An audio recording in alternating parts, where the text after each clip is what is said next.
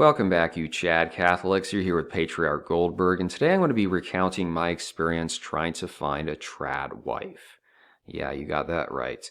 You all know that I'm not an immensely enthusiastic fan of traditionalism as a franchise for a host of reasons. As for marriage, nevertheless, I try my best not to dismiss ideas on the basis of prejudice, but rather investigate and see if there's any validity. Because there are a lot of men now are on the internet talking about how they wasted their youth, they should have been building a family, now they have to settle for some, mail order bride from the Philippines. It's similar to the red pillars when they say neg women. I don't dismiss it completely. I've negged a few women in real life, although mostly they're on the internet.com.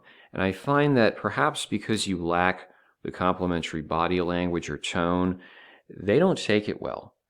In fact, they get very offended. They tend to block you. Maybe they have autism. I don't know. I can only imagine if you did that in a bar setting and a couple of white knights came up, you're probably going to end up beaten to a pulp, if not dead. So it's just some food for simping, I suppose. But following the advice of some of these trad pillars, I downloaded a pay-per-use app. And you say, oh, that's simping.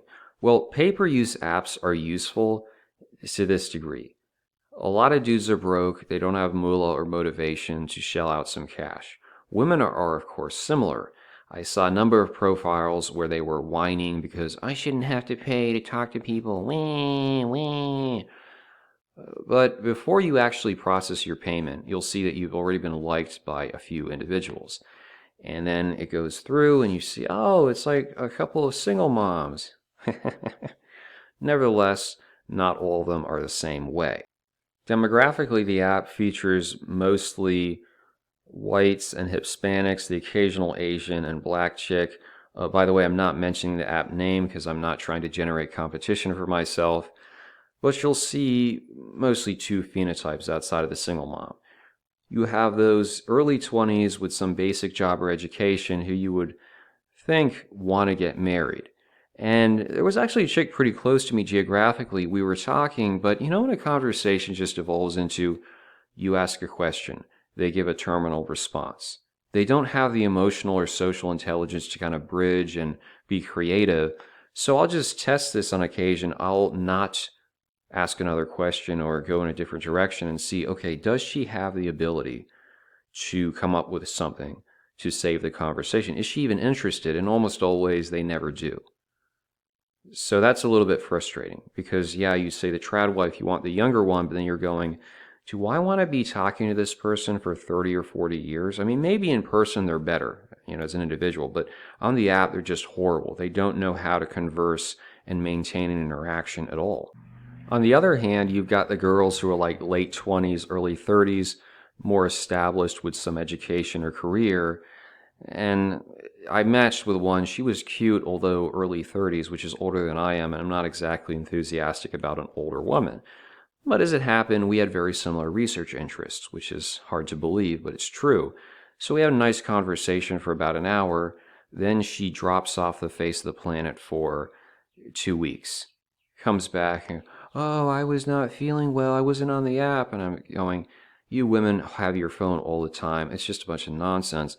But I'll give her another chance. So I waited about a day, then I messaged, and it's been just ghosted. There was another girl kind of into art stuff. We had a good conversation. Then she ghosted for a week, came back, said, I really like you. I want to keep the conversation going. And I just suggested, add me over here because I don't know how long I'm going to still have this app. Well, didn't hear anything after that.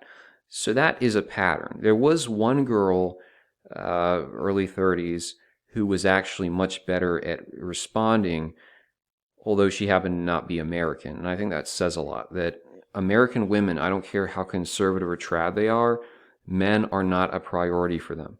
They expect you to simp, simp, simp, and then eventually when they realize, well, this guy's being very attentive, I don't have other options, then all of a sudden they'll start reciprocating. But at that point, I'm going to have disdain or even scorn for them because I'm saying, you're really more settling than actually being interested, and I don't like that whatsoever. It's also worth noting that if you're late 20s, early 30s, you would expect these women to be kind of chomping at the bit to start a family because of biology, LOL.com. And yet, and I'm not saying they should be desperate, but like you should be making more of an effort, unless you've got tons of options on this app. I don't know.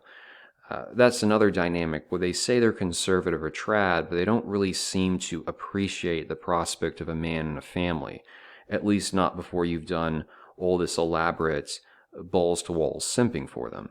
And that just does not seem to be viable for a lot of dudes. On a separate note, I recently met a couple of Muslim chicks. The first is at least outwardly conservative in terms of attire. She wears the scarf.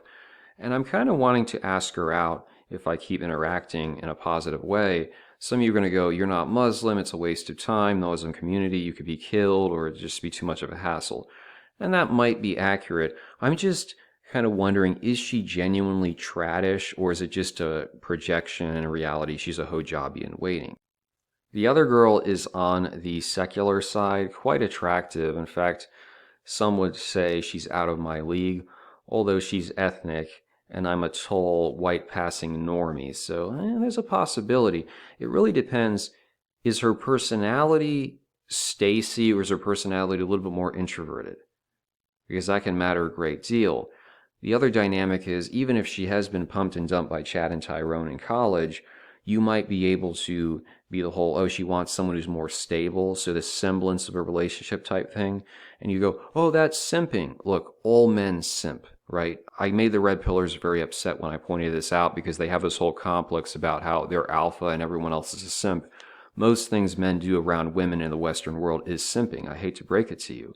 You just have to do limited government simping. So, as an example, I might chat on the phone with a girl for like 15 minutes in a day if she wants to go through her whole emotional unwinding. I'm not going to do like in the past, one of my first relationships, hours on the phone to come to the same conclusion, cucking in circles essentially.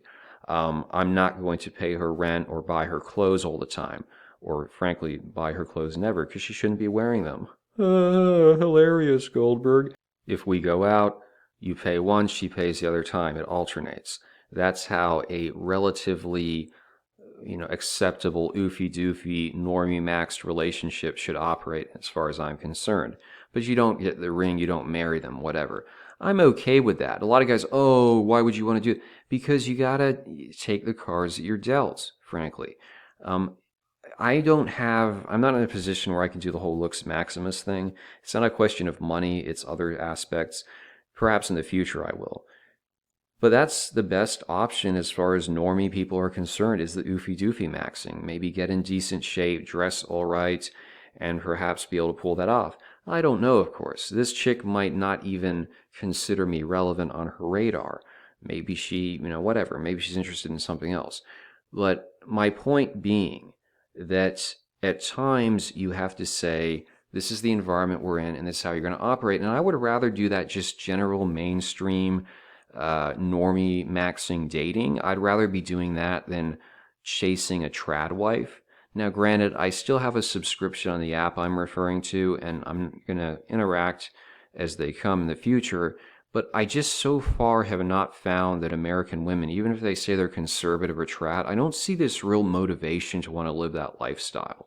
It just seems that they want a dude who's going to be a doormat husband, but maybe, they'll be a little bit more conservative than the average. So let me know what you guys think. If you've had any luck with TradWife maxing. Thus far, I'm not too impressed, but who knows? In the next couple of months before my subscription runs out, I could be proven wrong.